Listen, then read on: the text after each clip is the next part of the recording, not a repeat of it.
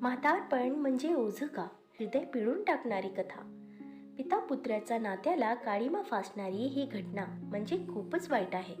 मुलाला विदेशात पाठवाईपर्यंत आई वडिलांनी काय कष्ट घेतले असतात या मुलाला काय माहीत. किती मेहनत, किती परिश्रम करत असतात याचा मुलांना थांगपंताही लागू देत नाही. पण याच्याशी त्या मुलांना काय घेणे देणे. त्याची व्यवस्था झाली म्हणजे संपला विषय असंच म्हणायचं.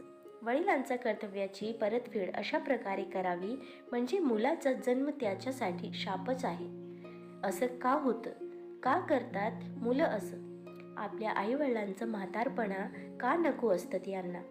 अशा मुलांना त्यांचं ओझं का वाटतं? का विसरतात हे आपल्या आईवडिलांचे कष्ट, आईवडिलांच्या कष्टाचा जराही विचार मुलांनी करू नये का? त्या मुलाची पतप्रतिष्ठा वाढवण्यासाठी, त्याला चांगल्या पगाराची नोकरी मिळवण्यासाठी आई वडील किती हाल अपेष्टा भोगतात. स्वतःच्या अपेक्षा हौशीना बाजूला ठेवून आधी मुलाच्या गरजा पूर्ण करतात. पोटाला चिमट्या घेऊन पैसे जमवतात. प्रसंगी उधार उसवणारी करून मुलाच्या शिक्षणासाठी खर्च करतात. याची जाणीव मुलं का करत नाहीत? करत असतील मग आपल्या जन्मदात्यांची अशी अवस्था होणे कितपत योग्य आहे? म्हणजे आपल्या आईवडिलांना वाऱ्यावर सोडून स्वतः मात्र मजेत जगायचं. या अशा जगण्या काही अर्थ नाही. म्हातारपण म्हणजे दिव्य अग्नीतला शेवटचा प्रवास असतो. पण हे त्या मुलांना स्वतः म्हातारा झाल्याशिवाय कळणार नाही. म्हातारपण म्हणजे ओझं का? काही दिवसांपूर्वी एक बातमी वाचण्यात आली की विदेशात राहणाऱ्या त्या मुलाच्या वडिलांचे निधन झाले आणि त्याला निरोप पाठवूनही तो अंत्यविधीस येऊ शकला नाहीच. शेवटी अवतीभोवती जवळपास शेजारी राहणाऱ्यांनी त्याचा वडिलांचा अंत्यसंस्कार केला. म्हणजे मुलगा असूनही तो बिचारा बाप एकटा स्मशानभूमीत जळत होता. आणखी अशीच एक धक्कादायक घटना म्हणजे एका उच्चभ्रू सोसायटीत राहणारे 90 वर्षाचे ज्येष्ठ नागरिक यांचाही मुलगा विदेशात स्थायिक होता.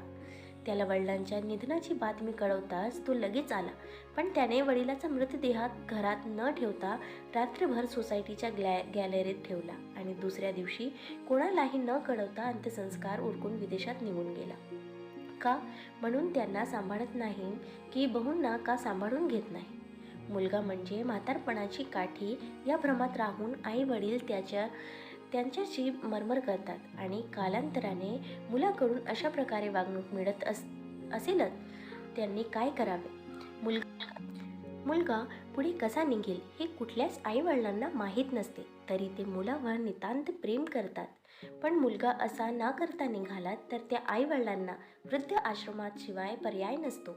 आईवडिलांच्या चणात स्वर्ग असते असे म्हटले जाते. पण मुलाकडून जर नरक यातना भोगाव्या लागत असतील तर असा मुलगा नसलेला बरा. खरं तर आईवडिलांमुळेच घराला घरपण असते. आई वडील म्हणजे घराचा भक्कम आधार असतो. कोणी कसेही असले तरी त्यांना आपल्या मुलाची काळजी असतेच. परिस्थिती कशीही असू दे, चांगली अथवा प्रतिकूल, ते स्वतःच्या कष्टाने वैभव निर्माण करतात. त्या वैभवाचा वारसदार म्हणून मुलाकडे पाहिले जाते आणि त्याच मुलाकडून आईवडिलांना जर वृद्धाश्रमात पाठवले जात असेल तर तो वंशाचा दिवा कसला हवा का म्हणून त्याला वारस हक्क द्यायचा. खऱ्या अर्थाने आईवडिलांमुळेच मुलाचे अस्तित्वात टिकून असते. मुलाच्या भविष्याचा विचार करताना आईवडील यांचे दुःख, वेदना, यातनेचा लवकेश मुलाच्या चेहऱ्यावर जराही येऊ देत नाही. असे असतानाही मुलाकडून आईवडिलांचे म्हातारपण जपले जात नाही. मुलाचा बेजबाबदारपणामुळे आज कितीतरी आईवडील बेघर झालेत. किती आईवडील अतिशय वाईट परिस्थितीत एकटेच राहतात. अनेकांना वृद्धाश्रमात आश्रय घेतलाय. म्हणजे असा मुलांबद्दल असं म्हणायला काहीच हरकत नाही की काय केले आम्ही बाप झालो पोराचे बाप. केले नाही कधी आम्ही माझं तरीही मुलाला का वाटते म्हातारा आईवडिलांचं ओझं.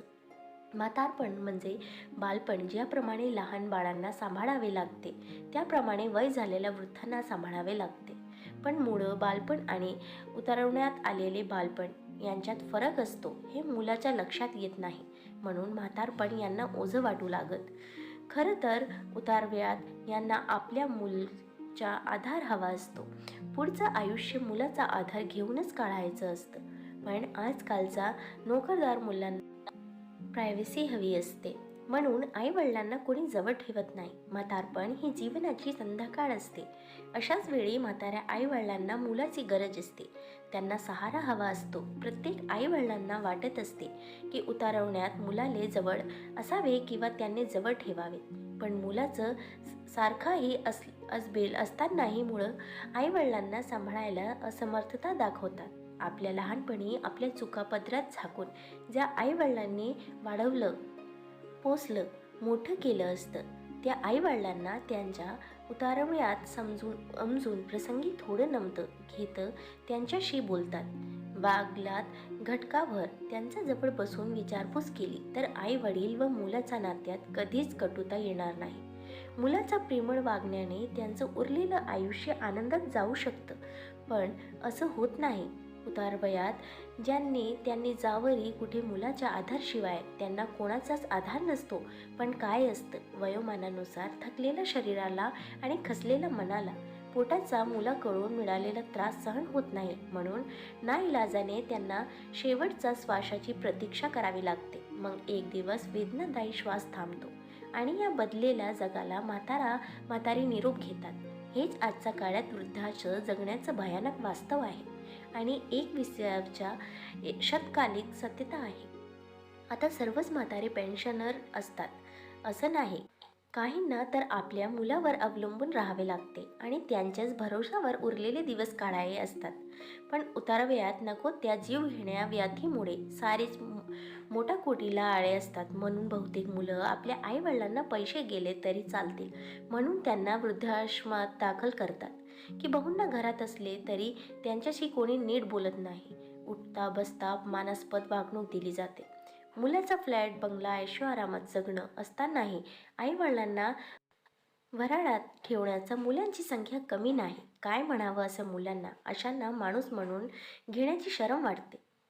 मित्रांनो, तुम्हाला ही कथा कशी वाटली कमेंट करून नक्की सांगा. व्हिडिओ आवडल्यास लाईक शेअर करायला विसरू नका आणि अशी छान छान कथासाठी चॅनलला सबस्क्राईब नक्की करा. धन्यवाद.